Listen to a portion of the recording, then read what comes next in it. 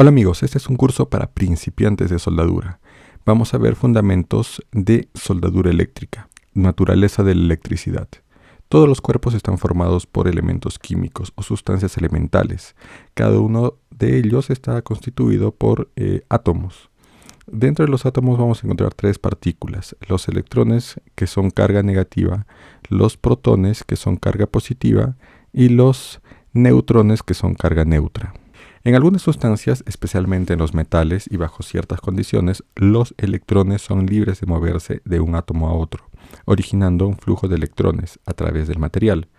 Los materiales que permiten el flujo de electrones se denominan conductores, ya sean metales, disoluciones de ácidos, sales. Los materiales que por su estructura no permiten fluir a los electrones se denominan aislantes, los cuales pueden ser la madera, el papel, la goma, plástico, materiales cerámicos y los gases. Pero los gases en condiciones de ionización pueden convertirse en conductores. Magnitudes, intensidad de corriente. Es la cantidad de corriente eléctrica o electrones que atraviesan la sección de un material conductor por unidad de tiempo. 2. Diferencia de potencial. Es una magnitud física que impulsa a los electrones a lo largo de un conductor en un circuito eléctrico cerrado, provocando el flujo de una corriente eléctrica. Para que los electrones circulen se necesita una diferencia de potencial o tensión eléctrica, que se crea por un generador. La función de cualquier generador es, por lo tanto, crear una diferencia de potencial para que se establezca el flujo de electrones. Y tercero, la resistencia del conductor. La oposición que un conductor ofrece al paso de la corriente eléctrica se llama resistencia y depende del material, de la longitud, del diámetro de sección u de otras características del conductor. En la imagen podemos ver las magnitudes de la resistencia, como el bombillo de luz. En nuestro caso para soldadura sería el arco eléctrico, el voltaje con una batería como fuente de energía. En nuestro caso sería el tomacorrientes trifásico monofásico y la máquina de soldar como regulador de voltaje. Y el flujo de carga, flujo de electrones a través del conductor. Ley de Ohm. Tras definir estas magnitudes, podemos relacionarlas por medio de la llamada ley de Ohm. La ley de Ohm afirma que la corriente que circula por un conductor eléctrico es directamente proporcional a la tensión e inversamente proporcional a la resistencia, siempre y cuando su temperatura se mantenga constante. Es decir, que la intensidad crece cuando aumenta la tensión y disminuye cuando crece la resistencia. Energía y potencia eléctrica.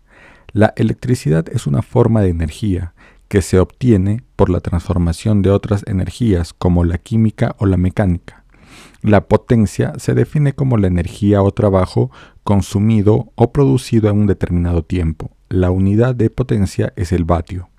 Su definición está relacionada con la tensión aplicada y la intensidad que circula por un circuito. Se dice que un vatio es la energía o trabajo que libera un amperio en un circuito con una tensión de 1 voltio. Como el resultado de la ecuación es similar a la ley de Ohm, puede deducirse un valor conociendo los otros dos y así obtener 3 fórmulas matemáticas que permitirán resolver cualquier incógnita.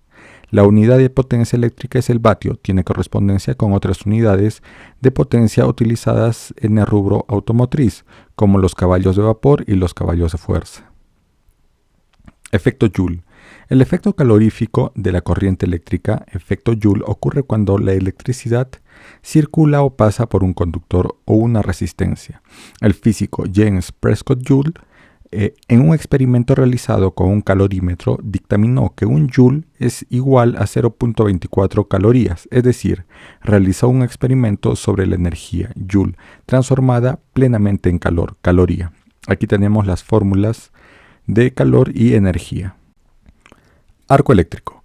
El arco en soldadura es una descarga continua en un medio resistente gaseoso, pero para efectos prácticos, el arco en soldadura puede considerarse como un conductor gaseoso en el cual se producen cambios de energía eléctrica en calor.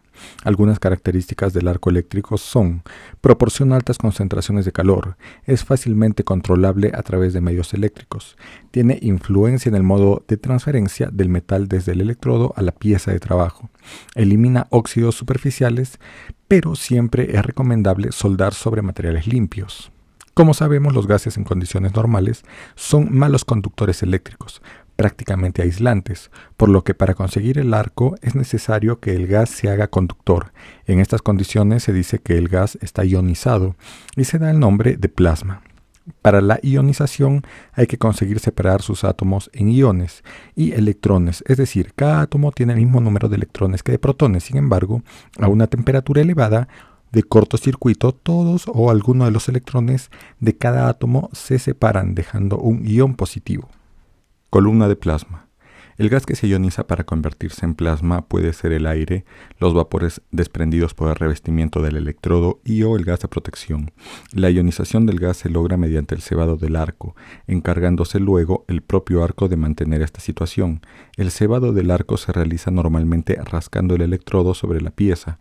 El calentamiento que se produce como consecuencia del cortocircuito es el que provoca la ionización del gas. Al separar el electrodo, el gas ahora ionizado permite el paso de corriente, estableciéndose el arco. Zonas del arco eléctrico.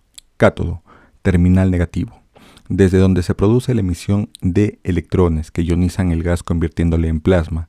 Los iones que proceden de la columna de plasma bombardean el cátodo, calentándolo y permitiendo que se mantenga la emisión de electrones. Columna de plasma se encuentra entre el ánodo y el cátodo. Su temperatura es muy elevada, haciéndole conductor de la corriente eléctrica.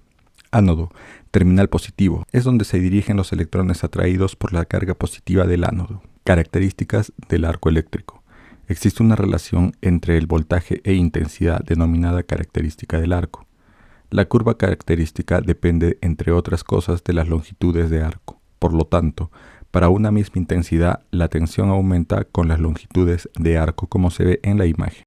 Tipos de corriente. Se puede emplear corriente continua o corriente alterna para establecer un arco eléctrico entre un electrodo y la pieza a soldar. Corriente continua es aquella que circula en un mismo sentido y con una misma intensidad a lo largo del tiempo. Podemos verlo en la gráfica de arriba y se abrevia con CC o DC. Corriente alterna es la que cambia periódicamente su sentido, es decir, los electrones se desplazan en ambos sentidos. Podemos ver en la gráfica inferior y se abrevia con AC. Efectos de la corriente continua y tipos de polaridad. En corriente continua se pueden diferenciar dos tipos de polaridad.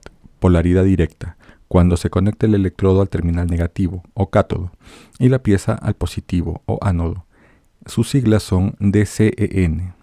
Polaridad inversa, cuando se conecta el electrodo al terminal positivo, ánodo, y la pieza a soldar en el negativo. Sus siglas son DCEP.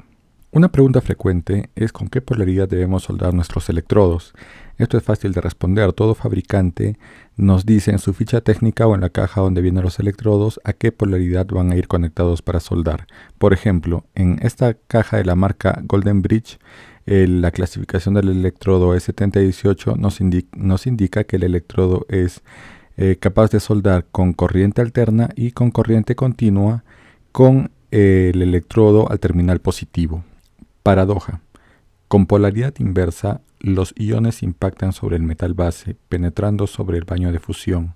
Además, en el arco cuya forma es cónica, los electrones fluyen del cátodo hacia el ánodo. Esto hace que la zona de cátodo se mantenga estable en una pequeña superficie, donde emana el flujo de electrones, mientras que el ánodo se distribuye sobre una superficie mayor debido al desplazamiento inestable de los electrones que atraviesan la columna del plasma. Con polaridad inversa, la chapa hace de cátodo, donde hay mayor cantidad de energía, es decir, mayor cantidad de electrones por milímetro cuadrado. A pesar de que el polo negativo tenga menos temperatura, la mayor densidad de energía concentrará el calor en menos área, lo que sumando al impacto de los iones sobre el baño de fusión produce mayor penetración. Efectos de la corriente alterna. Cuando se establece un arco en corriente alterna, el electrodo actúa como ánodo durante medio ciclo y de cátodo durante el medio ciclo restante.